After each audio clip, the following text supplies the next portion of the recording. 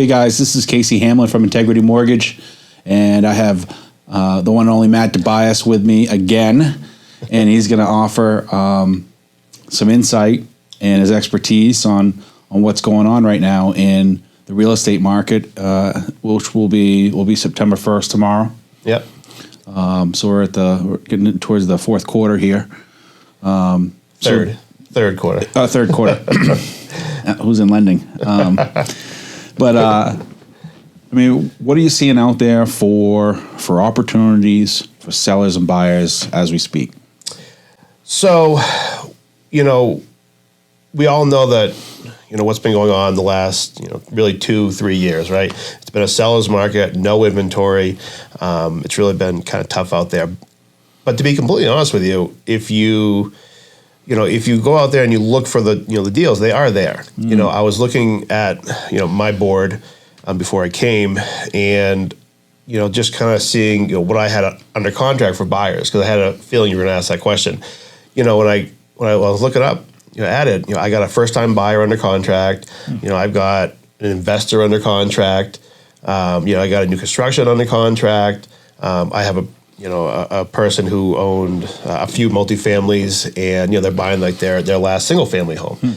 So the deals are out there, and even though everyone talks about the multiple offers, and I've made 15 offers on a property and I can't get one.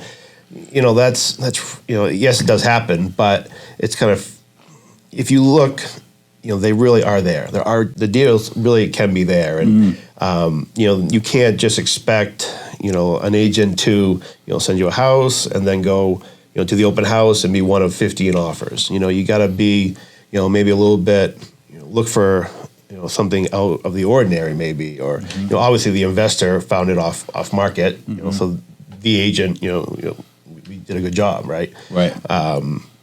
But again, you got to kind of think outside the box a little bit. But the deals are there; they 100% are there. And like I said, I just took a quick look at my board, and I think I hit almost all the type of buyers out there, right, that we currently have under contract. And it sounds like those buyers are the ones that are everybody's saying it's impossible to help, right? Well, that's why I laugh. I looked up and I was like, first time buyer under contract, an investor under contract, and like I said, you definitely can make it work. You just got to kind of maybe get outside the box a little bit, get creative. Yeah, exactly. Yeah, and that's where I think your experience probably plays a big role in that. I would imagine. Yeah, it doesn't hurt. Right. It doesn't hurt. And like I said, the agents that are just getting a home hits the market, goes to the NMLS, they have an open house on Sunday, and then offers are due on Tuesday. Well, and they send the offer in. I mean, their odds are slim to none. But if they go out and they really, like I said, get creative, that's when you can find it. Interesting. Yeah. What about on the sell side? So the sell side is still a fun market to be in, right? Listings are great to have, right. And what we are seeing though is the sellers really do got to be smart about the price, because you don't want to throw a big number on it and see what happens. You really want to, again, be educated about it, be smart about it, have a plan, and price it exactly where it should be, or even under. A lot of people are going under. Right. And then, you do the showings and the open house, and you maybe do the offer deadline. But what we are seeing though is, again, some sellers just getting, throwing a huge number out there, and just seeing what happens. And those are not successful, and we are seeing a lot of price reductions. So, the seller that tried it, okay, it didn't work, and you got to come down real quick. Right, so that's kind of working against them. 100%. Yeah, 100%. Where we'll talk to like a seller, who wasn't successful, didn't sell a property. I'm like, if you just price it where you would have been, you would have got more. Right. Which is how real estate's always been. Right. Back 20 years ago. Yep. If you weren't smart about the price and you kept having to reduce the price, guess what? You're going to get killed. Right. On what you get offered. No one's going to pay full price if you're up on the market 6 months. Right. So makes sense. Yeah, we're not in that market right now, but again, same rules do apply. Yeah. So you guys are building the momentum for the listing. Correct. And get that. Yeah, that makes a lot of sense. Yeah, and you can feel it. When you have a listing, and you can feel just the showings, and the open house is just packed, and 50 people, and then agents are asking all these questions, you just know that, come offer deadline, all hell's gonna break loose. Yeah. So I want to talk to you a little bit about going against the herd mentality. And what I mean by that is a lot of people will say, I've talked to a lot of buyers, and they'll say, I just don't want to buy right now because rates are around 7.5%. Right. And I think of Warren Buffett always does the opposite of what the mainstream investors are doing. Right. Yep. And some ideas or some examples of what we're seeing where people, if they go against the herd mentality, they end up getting a really good deal, like your first time buyer, or you know what I mean, people that have been told for so long that that the bulk of everybody is doing this, but they should be doing. Yeah. And what we teach our agents, whatever all the agents are doing, do the opposite. Mm-hmm. Yeah. Again, it's always been a kind of fun joke that that we do. And like you said, if you gotta think outside the box, and as you gotta have an agent that will do that, obviously. Right. And the last thing you want to do in this market is to sit back and and wait for a home to hit the market, and you go look at it. It's just not going to work, right? Mm-hmm. You got to go out and find an off-market deal, or you got to go and have an agent that will go door knock a specific neighborhood that you really want to be in. If you want to be in a condo that you really want to be in, well, have the agent go knock on all those doors, right? It's not rocket science. Right. And like I said, you just got to really go out and again, do something different to make it successful. Yeah. Well, I think of on the lending side, if everybody wasn't going to buy because the rates are above 7%, then then the demand would fall down. Right. Prices would drop, and they'd be missing out on, a buyer would be missing out on a house that wouldn't have as much competition on it. Right. Well, and then what do you tell people when they say, do I buy or do I wait? You tell them, well, you buy. Mm-hmm. And then the rates drop, refi. Right. Yeah, I mean, if you think the rates are going to go up, then now's a great time to buy. And if you think they're going to go down, then you're going to have an opportunity to refinance in the future. Right. So it's a win-win. You can't time the market perfect. No. I mean, if somebody could do that, right? I mean, they'd be Warren Buffett. They'd be Warren Buffett, right? Yeah, you can't anticipate what's going to happen. So if you find the house that works for you, again, that you really want to live in, and the numbers work, then buy it. Right. Like you said, you can refinance it, get the number down. Great, that's obviously a win. If the rates go up, then you did a good job by buying it. Or a multifamily that the numbers work, then do it. Don't just wait for tomorrow, because you're always going to be waiting and waiting and waiting. Right. And while you wait, what do we know about the prices generally? You go up. Exactly. They always go up. Yeah, 100%.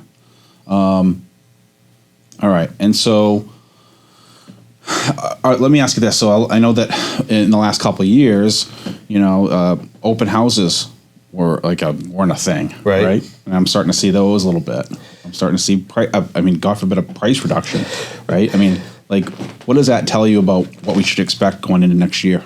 Well, there's a lot of agents who have no idea what a price reduction is, right? Or the first time they're seeing it, or having to ask a seller for a price reduction, which is something we were talking about at our company, how to ask for price reductions. The market is definitely starting to, change a little bit. We are seeing, again, price reductions. What's going to happen come fall time, come winter time. I mean, there's no indicators that, there's going to be anything drastic change, right? There's no indicators.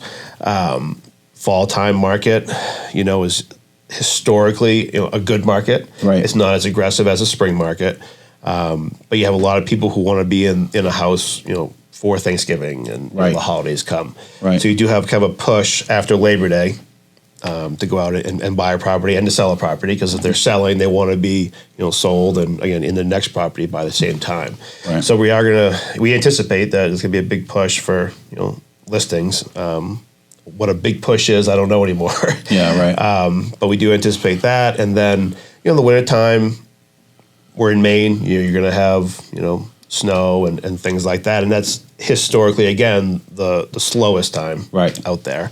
But in the last 7 years, or 6 years, it hasn't really stopped. Right. Back in the day, in 04, 05, you could almost take off, from December 15th to like January 15th. Right. You could go skiing and go on vacations and and you didn't miss anything. But now, you're going to probably be working January 2nd, and day after, the 26th, day after Christmas. So that's kind of what happens in this market. I don't anticipate any change. There's no, no reason that we think that would happen. Right. I mean, the lack of supply is still the lack of supply, right? Yeah. And that's not going to change overnight. No, it's supply and demand. Yeah. And if there's no supply, or there's a less amount of supply, then it's still going to continue on. Right. It makes a lot of sense. What about contingencies? I know some buyers that were kind of just discouraged because they had a house they had to sell. Right. Right. And I'm starting to see, I don't want to get over my skis too far, but like, I'm starting to see some of the clients we've qualified that had to sell. Now they can actually maybe get an offer accepted with a contingency. Yeah. In some cases. Again, a lot of it would depend on, the agents that they're talking to. Yeah. That plays a big part in it, right? Yeah. A lot of us have good relationships out there. So, let's say I'm on the buy side and I can say, to the other agent, yes, we have to sell a property, but their house is in a great location. It's going to sell fast. I'm going to price it right where it needs to be, and we'll be fine. Mm-hmm. I promise you, we'll be fine. And that will work out. Will work. And you do see some sellers out there who are saying, okay, I understand. You have to sell a house. I was maybe in the same boat you were. And they have a little bit of compassion, for that buyer. Mm. So they're a little bit more likely to accept that offer, as opposed to what 2 years ago it was like insane to make an offer like that. Yeah, sure was. Yeah, but we are seeing some of that, and again, I think everyone's been maybe around the block a little bit. They kind of know what's going on. Yeah. Everyone's gotten their feet wet, in how to handle this market. Yeah. Not only agents and lenders, but buyers and sellers too. Yeah. So it sounds like we're kind of going through a little shift in the market.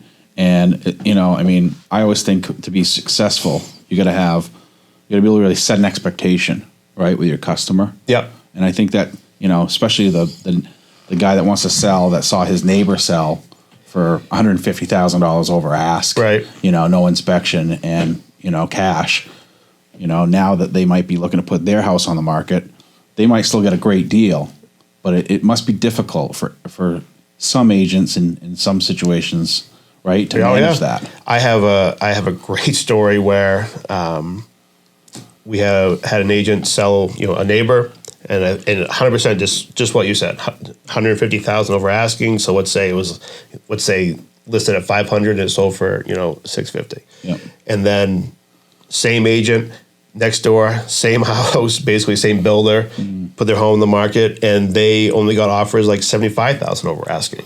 Only. And right, only.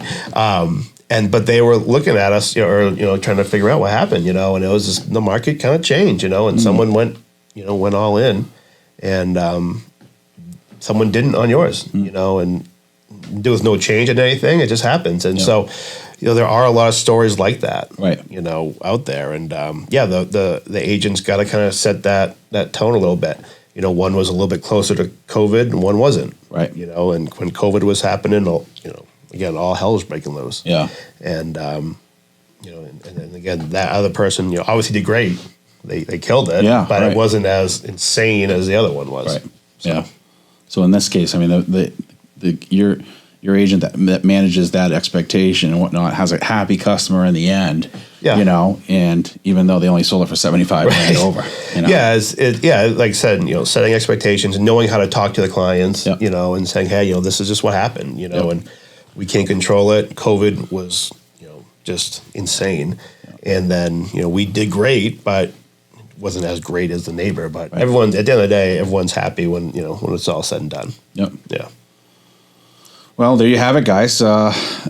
Straight from the horse's mouth, Matt Dibiase on what's going on in the third quarter. Third quarter. And if you have any questions for Matt, his information will be at the bottom of our video. Thanks for having me on again. Welcome.